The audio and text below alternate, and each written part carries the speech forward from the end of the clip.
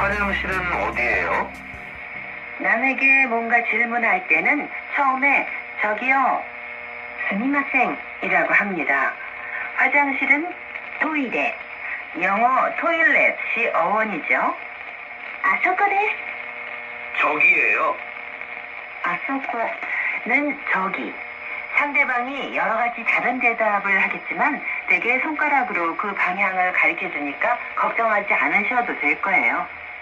그럼 따라서 발음해보세요.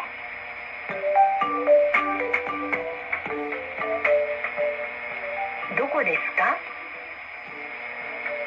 トイレはどこですか?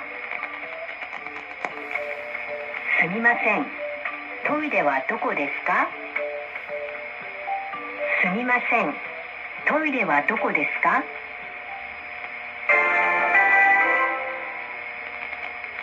그럼 여러분도 장소를 물어보실까요? 여기에 가고 싶을 때는 어떻게 말하면 될까요? 역은 에키, 에키라고 합니다. 자, 말해보세요.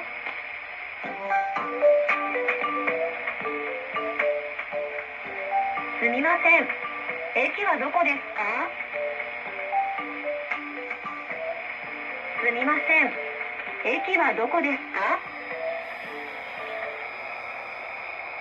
다음은 편의점이 어디 있는지 물어볼까요? 편의점은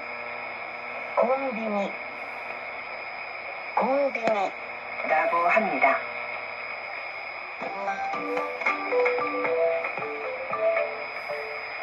すみません。コンビニはどこですか? すみません。